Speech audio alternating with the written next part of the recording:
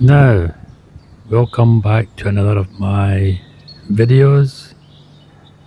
I have another new book, Tales of the Old Villagers, written by Brian P. Martin. Another great storybook. And I've picked another superb story for you today. It's called Much More Than Rubber Stamps. Elizabeth Williams and Joy Johnson, postmistresses of Shropshire and Oxfordshire. Now, before we go on to this story, I'll tell you a little bit about this book, Tales of the Old Villagers. Traditional village life has all but disappeared from our countryside. The village bobby no longer pounds the beat, and innumerable village shops, schools and churches have either closed or are struggling to survive. With their demise, many villages have become little more than dormitory settlements for workers in local towns, or weekend retreats for the wealthy. Community spirit is all but extinguished, and many of the old characters who championed it have gone to meet their maker. But here and there some survive, retaining clear memories of how sweet life was when doors were never locked, when everyone mucked in together at harvest time, and when neighbours were almost always real friends. This book is their story. Lovely. Now let's get on with it. I can't wait. Two postmistresses. Much more than rubber stamps. The village postmistress has often been caricatured as a shrivelled, embittered, grey-haired gossip, one who is quick with a rubber stamp but slow with help and advice, yet generally nothing could be further from the truth, as most postmistresses have been caring members of close-knit communities, serving very wide cross-sections of society. Two excellent ambassadors of the profession were Elizabeth Williams and Joy Johnson, both of whom set up sub-post offices in their homes during the 1940s and 1950s. They became closely involved in village life and were constantly helping others. For example, Elizabeth was a great friend to the illiterate gypsies who called in from time to time. Not only did she read their letters to them, she also wrote their replies. Generally, those notes were just inquiries after family health and news of new arrivals. The Romanes were always polite and very grateful for my help. If anything, it was the postmistresses who were likely to be treated with disdain rather than the customers. As Joy recalls, it was soon made clear to me that the regulars expected me to be a mind reader, to know exactly what they wanted without being told. A stranger would stare in astonishment when a regular came in and without saying a word put money down on the counter. Then I'd have to think, now that's Mrs. So-and-so and he won't, that's Mr. So-and-so and he wants a 2-shilling postal order for his football pools and a stamp, and I'd hand them over with no words spoken except the customary good morning and his thank you, my duck, or whatever. There were many permutations of that, ranging from one lady just wanting a stamp for a monthly letter to Aunt Flo in Canada, to another pushing her family allowance book across the counter for me to date stamp, tear out the counterfoil, and have hand over the 8 shillings. All in silence. Neither Joy nor Elizabeth had particular ambitions to be postmistresses, but rather just drifted into it. In fact, Elizabeth had wanted to be a teacher. One of 3 children, she was born on the 27th of March 1923 at Hinstock, near Market Drayton. Her father had been a coach builder at Crewe Railway Works, but did not go back to this after the general strike of 1926. Instead, he bought a 60-acre farm. After school at Hinstock and Sambrook, Elizabeth won a scholarship to Newport Shropshire Girls' High School. On leaving, she kept her house for a relative for some months, helped to nurse an invalid, and worked on the land before taking on the post office at the age of 25. Here she explains how this came about. The first post office that I can remember in Hinstock was started by a lady who had it until 1940. Then somebody else ran it with a shop, but this got into difficulties, so I was unable to start up in 1948. I was still living with my widowed mother at home, the 18th century Holmbrook house in the centre of the village, and it was there that we set up the post office, clearing the scullery and taking out the old sink, copper and bake oven to make a room for a counter and shelves. Hinstock had a population of about 600 and was a pleasant village with a war memorial on the village green. Parish Church, Methodist Chapel, village school, 2 general stores and a sweet shop kept by an old lady, mainly for the company of her customers. A veterinary surgeon, at first my grandfather, later my cousin, an undertaker and carpenter, 2 blacksmiths, a butcher who killed his own meat, and 3 pubs. My customers were nearly all connected with agriculture, being mostly farmers, farm workers, millers, milkmen and cattle hauliers. Unlike the postmaster before her, Elizabeth did not run a shop in conjunction with the post office. She did, however, sell some postcards and stationery. Although there was not a great demand, Elizabeth's post office pay was only £22 a month, and out of that she had to pay for an assistant and provide a property. Her enterprise concentrated on basic post office business, as she explains. The post office was very important to the village for the sale of postage stamps. A letter then cost just 2.5 pennies, except for papers and unsealed envelopes which cost 1.5 pennies. For the partial post, for postal orders, payment of pensions, savings stamps, savings certificates, and savings bank deposits and withdrawals. I sold a great many dog licenses at 7 shillings 6pence, and gun licenses at £1, though very few game licenses at £5. Road tax licenses were not issued by post offices then. With the family allowance, there was nothing for the child but 5 shillings each for the others. I had to be up at 6:45 a.m. to receive the incoming mail. But once the letters had been sorted and the letter carriers had left, the office was closed until 9 a.m. Then it remained open until 6 p.m. except on Thursdays. when it closed at 1 p.m.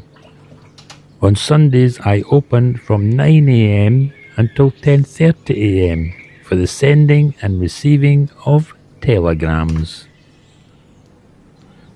My mother helped in the post office, and my sister was a letter carrier who once earned just 6 shillings and 6 pennies a week, working 2 hours a day on 6 days. By 1946, her wage had risen to 22 shillings a week. All 4 of my letter carriers were local people who did this part-time in conjunction with other work. In my time, they all used bikes. But shortly before, one went on foot. When one of the letter carriers retired, I had difficulty in filling his place. So head office sent a man to do the round. When I discovered he did not know the area, I sorted the mail out for him and tied it into bundles, sending him off, thinking that he could not get into too much difficulty. However, late in the afternoon, someone came in for stamps and said that at lunchtime they had seen a man in a corner of a field with letters spread all around him. The next morning when I asked him if he could cope, he assured me that he could. With customers ranging from eccentric to uneducated, Elizabeth often had reason to chuckle as she went about her business. Here, she recalls a few of the more memorable villagers. The local squire was quite a character who had trained to become a priest, but did not finish the course. Sometimes when the rector was on holiday, he would take the church services with much throwing around of his arms and almost shouts. During the summer, he used to walk around the village swinging a white horsehair fly switch. He was held in little esteem and lived at the hall with his mother, while his wife lived at the neighbouring village hall. Then there was the old boy, who used to be a road lensman. He looked after a stretch between 2 convenient points, trimming the hedge banks, picking litter, and so on, and was paid very little. But he was a very conscientious worker whose length was always clean and trim, although he almost bent double. He was a regular ringer of one of the church bells, and his philosophy was that there were just 2 things from which there was no escape. One was rent day, and the other was death. There was also a man who was mentally retarded, who always took his place to blow the church organ, even after we had electric put in for the bellows. He would rush into the church and sit in the back pew, ready to man the pumps if necessary. But the funniest thing I remember was when an unmarried mother asked for a form to claim family allowance, then brought it back and asked me to check that it was properly filled in. Against name of father, she had written no father. Elizabeth was always closely involved in village activities. For example, she was on the committee to raise money to build a new village hall. She was also a member of the local church council, and she sang in the choir for 20 years. Today, the church holds both happy and sad memories for her. One evening at church meeting, the question was raised about what day in the year Jesus was born, and one lady was most upset when the rector said that the actual date was in fact not known, but that 25th of December had been appointed because it fitted with the church calendar. Then on another evening, after the clocks had gone forwards, a lady came into the church and walked up to the front pew as we were singing the final hymn, much to the amusement of the choir boys. On the Friday evening before Vocation Sunday, the church choir and congregation would make the traditional walk from the church. The route went past this piggery, and it was ironic that as we fell past it, we were usually singing, "Brothers, we are treading where the saints have trod." There was usually quite a smell in the air too. We then had a short sermon by the pool, finishing with a hymn at the War Memorial. On 3rd of September 1939, when everyone is expecting war to be declared with Germany, our morning service began at 10:30 a.m. So the rector's sister remained at home to hear the announcement at 11 a.m. She then came to the church door and nodded to the rector with a prearranged signal to say that the war had indeed been declared. The rector then passed on the news to the congregation, and everyone knelt in prayer. During her time in the post office, Elizabeth was lucky in that she did not have any real awkward customers, although there were some who genuinely needed help. For example, there was a lady whose hands were so crippled by arthritis that Elizabeth had to feel in her pockets for the money. However, Elizabeth was gossiped about from time to time, and as were most people in the village, but it was mostly ignored and soon passed. Crime was never a problem at Hinstock either, and the postmistress was never robbed or attacked. But in those days, most villages had the benefit of a resident policeman. Elizabeth recalls the man at Hinstock. He was a good friend to many people, and after a whist drive or dance, would often walk my sister and I back home, especially if there were strangers about. One night, after he had met his sergeant on point, he was cycling home when he met a crowd of airmen on cycles, and none of them had lights. He turned off the road to let them go by, but they called him over to ask if they were going the right way for their base. Unfortunately, he had to tell them that they had already cycled 6 miles in the wrong direction. They had been to a dance at Newport, and when they came out, they had seen some planes going over and had followed their flight path the wrong way. So the bobby put them right, but asked them not to tell any other policeman that they had seen him, because he should have reported them for not having lights. Elizabeth gave up the post office in 1956 when she married and moved away. The business carried on in the same place for 1 year before the new postmistress moved it to a local shop. Today, Hinstock has only one shop and one pub. The butcher, the baker, the undertaker and the carpenter, the blacksmith and the veterinary surgeon have all gone. Elizabeth reflects sadly on the decline of the village life. Most villages are now experiencing a great influx of people from towns, people who neither know nor wish to know about village life, nor to take part in local events. Their incursion is also making it very difficult for the young local people to find affordable homes or even accommodation.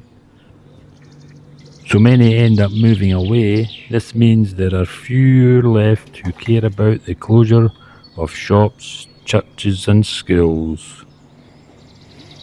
In the old days, everybody got involved with everything. The consideration for others and helping anyone in trouble made for a happy village. There was great community spirit. When I was at Hinstock, which I suppose carried on from working together during the war, besides which the church and chapel congregation always cooperated for the good life of the village. Today, Elizabeth lives at West Felton, near Oswestry, and her husband has a 60-acre farm. Although Joy Johnson was born in Birmingham on 6th of February 1922, she spent all her school days on a Worcester farm. From her very first visit there, she knew that her heart was in the countryside. Thus, in 1947, as a young wife and mother, she seized the opportunity to move to a Cotswold village, where she learned to enjoy a relatively primitive lifestyle.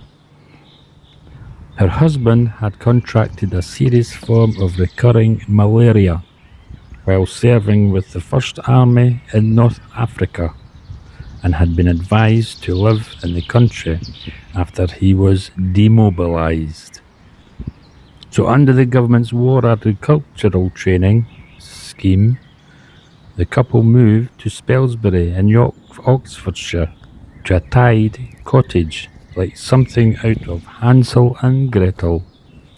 It was a big change for the daughter of the managing director of an engineering firm, one who had studied at King Edward VI Grammar School and was used to the comfort. The new home had no electricity and no water on tap, and sanitation was a bucket privy down the garden. Water came from the village fountain, and all cooking and water heating had to be done on the old black leaded fireplace. A year later, Joy's husband took a farm job with a tied cottage in another part of the Oxfordshire, and they moved away from Spelsbury. But in 1952, they heard that a church bungalow was for sale, and so took the opportunity to return to the place they had loved. They had an acre of wilderness and worked a 16-hour day rearing hens, ducks, and pigs, as well as growing all their own produce. At the time, all the other houses in the village belonged to the owner of Spelsbury House. But the good life venture was not enough for the workaholic Joy, so when yet another unexpected opportunity arose, she welcomed it. She explains how fate took her hand. When we moved to Spelsbury, the post office was run from a hallway of a cottage and dealt basically with stamps, pensions and family allowances, but it served a most useful purpose, as the nearest shops of any kind were in the market town of Charlbury, well over a mile away. In 1953, officials from Oxford Head Post Office visited every cottage in Spelsbury trying to find a replacement for the retiring postmistress, then in her 80s. I was the only person prepared to consider it, so we had a lean-to built onto our kitchen. It was very much a sub-post office, dealing only in letters, parcels, stamps, pensions, and postal orders, family allowances, and national savings certificates. No licenses of any kind, nor post office savings books were handled. I had to requisition everything I required from the post office at Oxford. When I submitted my weekly return of transactions, I had no other staff, but on the whole the work was very light and I had plenty of time to pursue my other activities with livestock and produce and so on. My hours of opening were 9 a.m. to 5 p.m. on weekdays and 9 a.m. to 1 p.m. on Saturdays, until they persuaded me to sell newspapers on Sundays. Joy's parish included the hamlets of Ditchley, Paston, Dean and Fulwell, but Spelsbury was the recognised centre of activity as it boasted the church, the village hall and the school and the post office. The nearest pub was over half a mile away, the nearest policemen and doctors in Chalbury, and there were no shops of any kind in Spelsbury. The post office at Chalbury also acted as the area's telephone exchange, and the postmaster there connected all calls manually. The entire parish contained only a few hundred people, many of whom were related through intermarriage, but until Joy became postmistress, she did not realise just how broad a cross-section of humanity rubs shoulders in this kind of cloistered community. We had the lady of the manor, the vicar and his wife, the schoolmistress, 2 farmers, the inventable spinster sisters, a retired tea planter, and a big game hunter. Employees of the manor farm, the elderly folk in the almshouse, and the occasional tramp begging for a cup of tea. There were also gypsies, some of whom tried to convince me that they were of true Romany blood and could tell my future, but most just tried to sell me odds and ends they had made. What fascinated me was most the village social structure, which seems to have been set up by self-appointed elders. Everyone was categorized according to a sort of point system, depending on social background, education, or wealth. Every few weeks, an inspector would descend on Joy to check that all was running correctly and smoothly. Usually she was given warning of these visits, but on one occasion she was not, and the inspector in question was given a cool reception, as Joy relates. He said that he was from Oxford Post Office and that he had arrived without warning to ensure that I had no time to prepare or to hide anything. Admittedly, he produced an identity card, but I was not convinced. With outward calm, I asked him to stand outside for a few moments, which he did, and then I locked the door, rushed to the telephone, and checked his description with Oxford. When I was satisfied he was genuine, I let him in, allowed him free access to my papers, apologised for my suspicion, and gave him a cup of tea. To my relief, he smiled kindly, saying that he'd made many surprise visits to post offices, but this was the first time anyone had checked on him. One of these inspectors had been responsible for my several days' initial training in post office routine and duties, the most vital of which seemed to be remembering to change the date stamp before opening up each morning. Until then, I hadn't appreciated the power one can feel wielding a date stamp. I soon came to realize why people the world over fear or respect rubber stamps. Just one thump of authority and your entire way of life can be changed. At the same time, it was important that the rubber stamp's date was correct to prove when something was posted. Having to sign the Official Secrets Act also gave me an inflated sense of importance, for a while anyway, but it was in fact an asset when I refused to involve myself in local gossip, for instance, on family allowance or pension days. The locals from the other 4 hamlets converged on my post office, and if it was raining or bitterly cold, they would congregate inside to exchange the news and the gossip. Clearly, they expected me to know all the goings on, and were very, very disappointed when they learned I was treating all information and activities as confidential.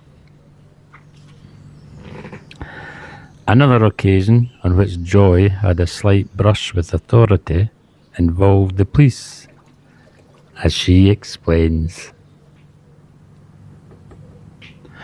After helping to organise a large village fete in Spelsbury Manor House, I was asked to keep the takings.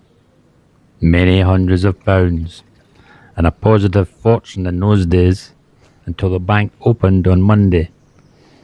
But with so many people knowing about this, and because of my premises was situated right on the edge of the village, I was rather apprehensive and decided we'd better take the cash to the nearest police station at Chipping Norton and ask them to keep it safely until Monday. They readily agreed, but it was such a large amount that stupidly I asked the desk sergeant if it would be safe there. With great patience he smiled and said, "Madam, one hears of people trying to break out of a police station, but I've never heard of anyone trying to break in." That was the only time I ever needed the police, as I was never threatened or frightened by anything. In those days, you could safely leave the place unlocked when you were perhaps engrossed in work, right at the far end of the garden, and I could even leave the post office unlocked while I went to the other rooms in the bungalow. Having to be anxious about security as such simply never occurred to anyone there, and most people didn't even bother to lock their doors at night. When food rationing ended in 1954, Joy was often asked by the locals if she would supply various items.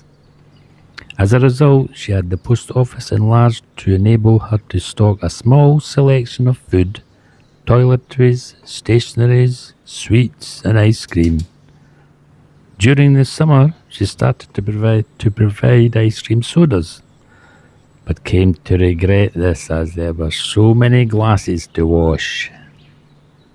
She also rued the day she agreed to make someone a few cakes, because her reputation for this soon spread, and she felt obliged to provide homemade cakes on a regular basis.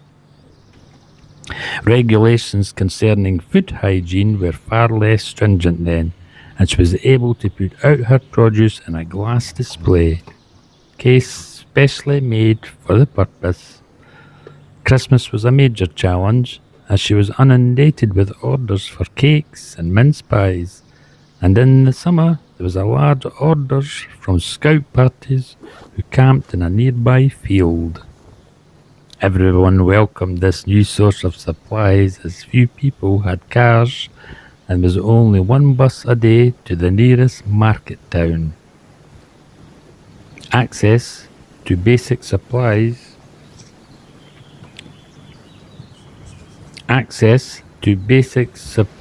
was always a special problem. During severe weather, Joy particularly remembers one bitter winter in the mid-1950s. For a few days we were totally cut off. Then a tractor somehow managed to break through to Chalbury and bring some basic necessities to us all. But with the telephone line still down, we continued to feel very isolated. When the postman finally managed to get through after 6 days, he found the village post box full of snow, ice, and rotting mail. However, One of Chilbury's doctors captured everyone's imagination by using skis and snowshoes to reach some of his patients. Most villagers were still dependent on the central fountain for their water, so they organized shifts to try to keep it from freezing completely. Even so, by the time some of them had staggered home with their buckets, they found their water covered with thick ice, which then had to be melted by the fire. When a lorry laden with supplies eventually got through, there were loud cheers all around. When Joy first moved to Spelsbury, she soon realised that the war had not touched the people there in the same way that she and other town dwellers had been affected, as she explains. This was largely because they hadn't known what it was to live through the Blitz or to queue endlessly for essential food. Although rationed to some extent, they had been able to have milk and eggs and occasionally meat when a stock animal was slaughtered. As well as keep bees for honey, they also had the space to grow plenty of fruit and vegetables. Indeed, the only thing they really shared with townsfolk during the war was the separation from their loved ones and the trauma sometimes of the tragic death of a family member or friends. Among Joy's most unforgettable customers was the village, Mrs. Malaprop, who was a constant source of amusement and delight. She used to ask for items such as dislocated coconut and perforated milk, and once she announced that the condensation on our windows is something awful. She also excitedly brought me the news of the local council's promise that the village was to be connected to mains water at last. It was agreed anonymously, she said in triumph, so they must all realise it was high time we had it. And then there was the time she commented on the Vatican's strange custom of sending up smoke signals whenever they erected a new pope. After 6 years, Joy's circumstances changed dramatically and she had to give up the business. Fortunately, by then, another villager was prepared to run the post office, though not the shop, from another cottage. A year later, Joy moved to Oxford as breadwinner to her 2 daughters. She now lives in Tring and looks back with great affection on those Spelbury days when there was a great community spirit and everybody shared and cared as though they were members of one big happy family. Right guys, I hope you enjoyed that tremendous story of village life called Much More Than Rubber Stamps. Elizabeth Williams and Joy Johnson, postmistresses of Shropshire and Oxfordshire. What a lovely pair of women. Anyway, hope you enjoyed it. We'll catch you again. I'll give you another story on another day. Bye bye for now.